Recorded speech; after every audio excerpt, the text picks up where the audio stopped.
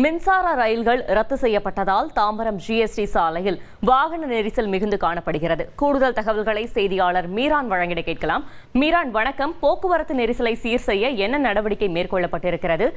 வாகன ஓட்டிகள் என்ன தெரிவிக்கிறார்கள்? கள தகவல்கள். தாம்பரம் சென்னை கடற்கரை தாம்பரம் செங்கல்பட்டு பகுதியில் இன்று காலை 5:10 மணி முதல் மாலை 4:10 மணி வரை மின்சார ரயில் சேவையானது ரத்து செய்யப்பட்டது. இதன் காரணமாக காலை முதலே தாம்பரம் பயணிகள் கூட்டம் அலைமோதி கொண்டிருந்தது. இந்த நிலையில் தற்போது கடுமையான ஒரு போக்குவரத்து நெரிசலானது ஜிஎஸ்டி சாலை பகுதியில் ஏற்பட்டிருக்கிறது.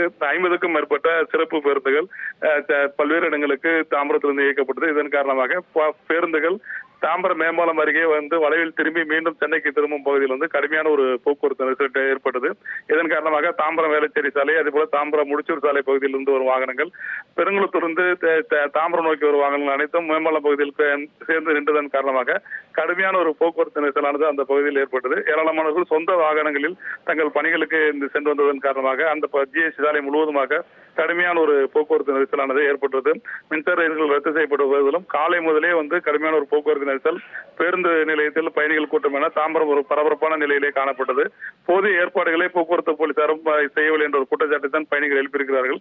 கடுமையான வெயில் நேரத்தில் கடுமையான ஒரு போக்குவரத்து பாதிப்பில் சிக்கி பொதுமக்கள் கடும் அவதிப்பட்ட நிலையில் தற்போது போக்குவரத்து சீராக இருக்கிறது. மின்சார ரயில் 4:10 மணிக்கு பிறகு மீண்டும் ஞாயிற்றுக்கிழமை அட்டவணைப்படி இயங்கும் என்று ரயில்வே அறிவிக்கப்பட்டு அதன்படி ரயில் போக்குவரத்தானது தற்போது மீண்டும் தொடங்கி இருக்கிற நிலையில் ஜிஎஸ்டி சாலையிலும் ஏராளமான வாகனங்கள் சென்று கொண்டிருக்கிறது. போக்குவரத்து நெரிசலை சீர் செய்யும் பணியில் போக்குவரத்து போலீசார் தற்போது ஈடுபட்டிருக்கிறார்கள்.